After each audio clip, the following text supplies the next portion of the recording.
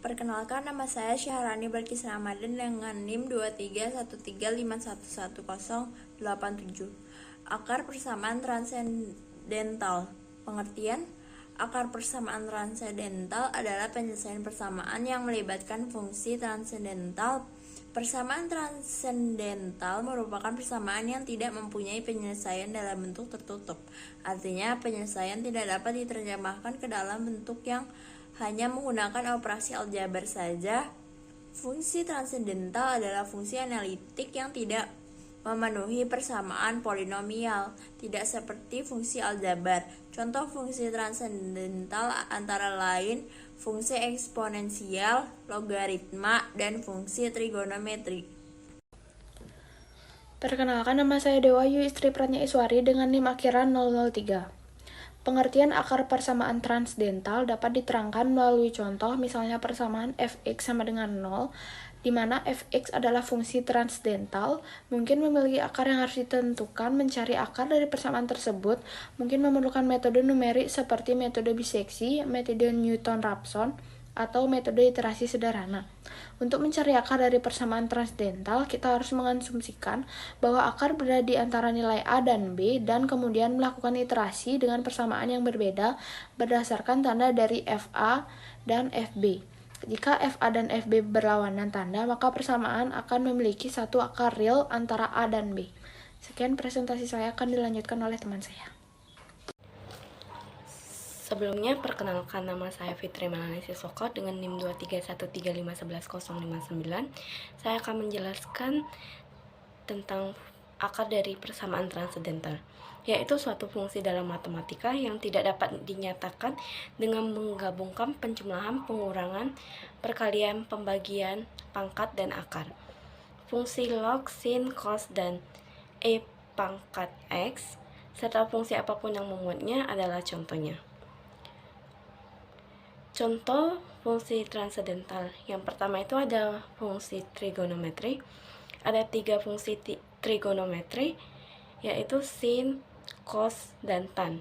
3 fungsi trigonometri lainnya seperti secant, cosecant, dan kotangen dibuat oleh 3 fungsi trigonometri dasar. Yang kedua adalah fungsi eksponensial. Fungsi eksponensial adalah fungsi transendental seperti e pangkat minus x dan e pangkat x dan lain sebagainya. Yang ketiga adalah kebalikan dari fungsi trigonometri dan fungsi eksponensial. Sekian dari saya, terima kasih.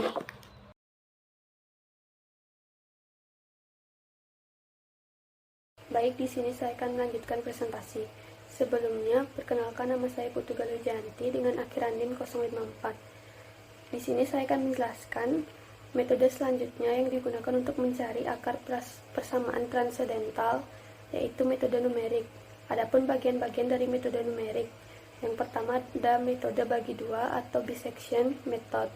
Metode ini membagi interval yang mengandung akar menjadi dua bagian yang sama besar dan mengulangi prosesnya hingga akhirnya ditemukan dengan tingkat akurasi yang diinginkan. Yang kedua ada metode Newton-Raphson. Metode ini menggunakan turunan pertama dan kedua dari fungsi fx untuk memperkirakan akar persamaan secara iteratif atau pengulangan. Yang ketiga ada metode regular falsi. Metode ini mirip dengan metode bagi dua, tetapi menggunakan dua titik awal yang berbeda untuk mempersempit interval yang mengandung akar. Yang terakhir ada metode iterasi titik tetap.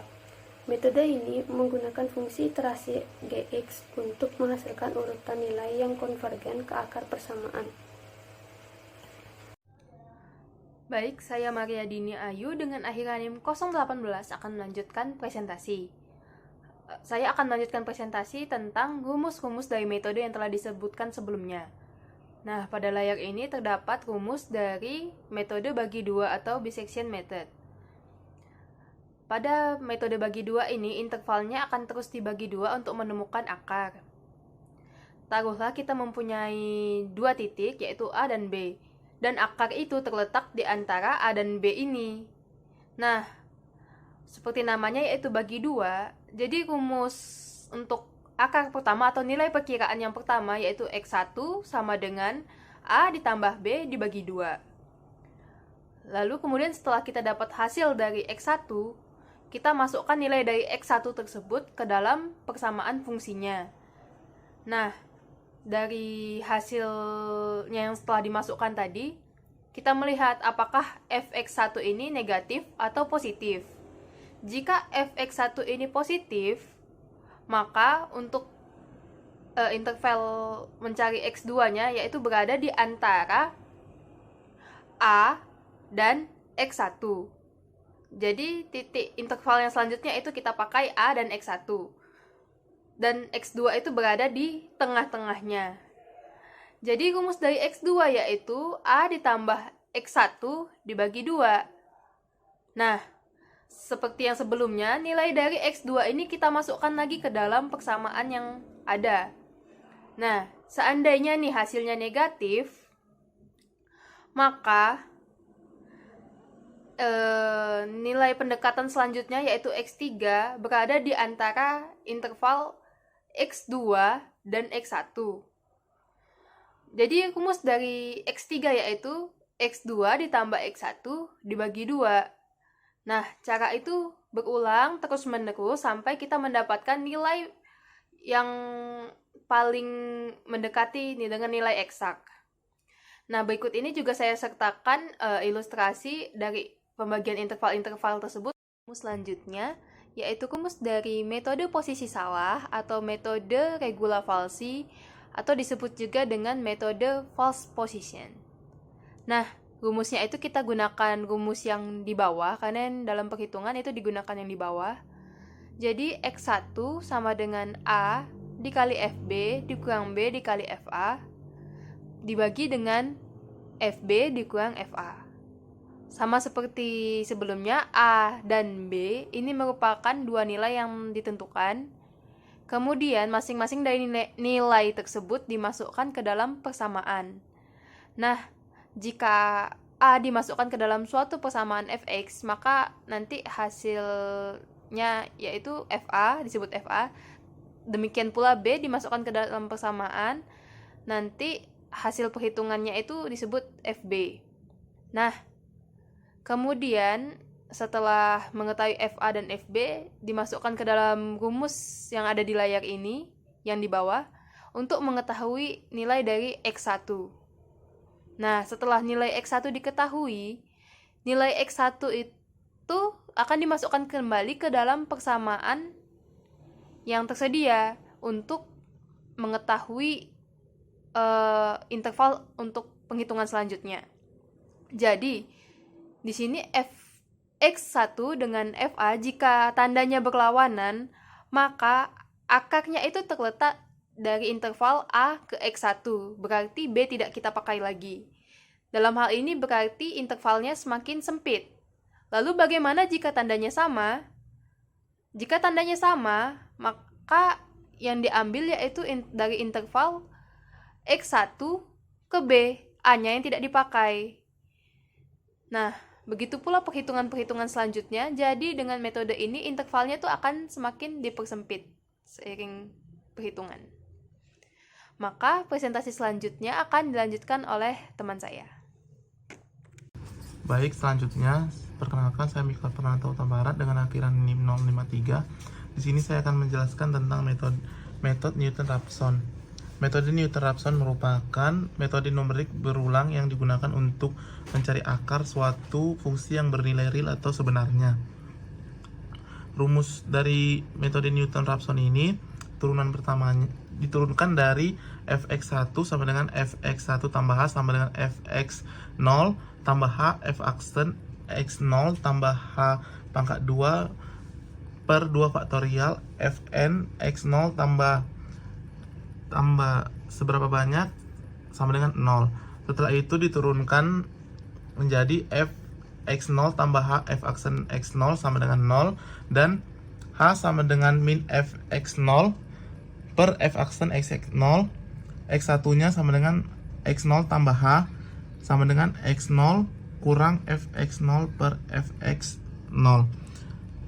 Jadi rumus yang terakhir yang sebenarnya xn tambah 1 sama dengan xn kurang fxn per f aksen xn. Selanjutnya metode iterasi. Metode iterasi ini bisa juga disebut x sama dengan gx sama dengan x1 tambah 1 sama dengan gx1.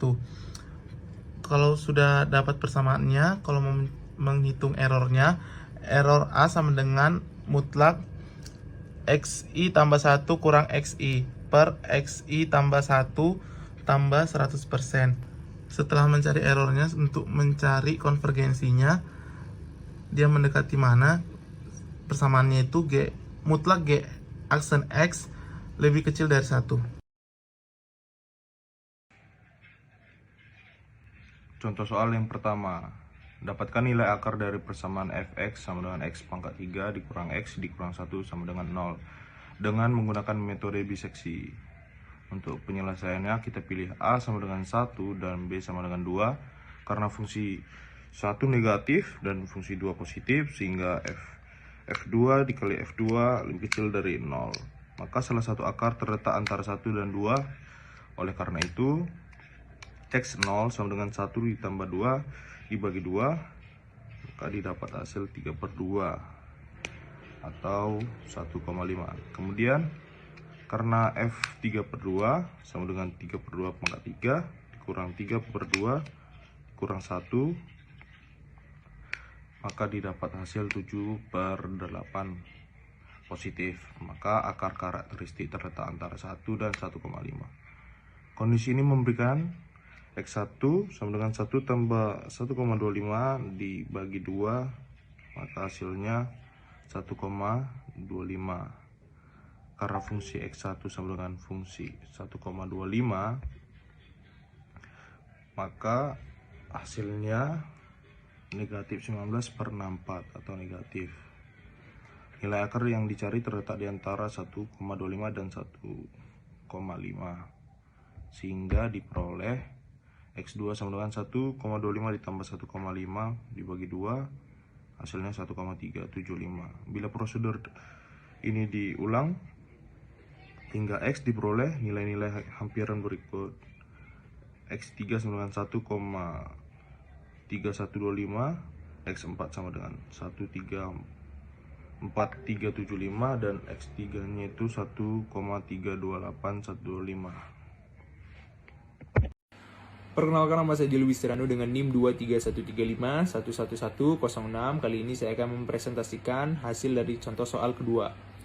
Tentukan nilai akar dari persamaan 2x pangkat 3 kurang 7x tambah 2 sama dengan 0. If x sama dengan 2/7, x pangkat 3 tambah 1, x pangkat 1 sama dengan 2/7, 1/pangkat 3 tambah 1 sama dengan 0,571, x pangkat 2 sama dengan 2/7, 0,571 akar 3 tambah 1 sama dengan 0,339. X kuadrat sama dengan 7x kurang 2 sama per 2x pangkat 2. X kuadrat sama dengan 7x kurang 2 per 2x akar 2. Dan x kuadrat sama dengan 7x kurang 2 per 2 sama dengan if x kurang dari 1.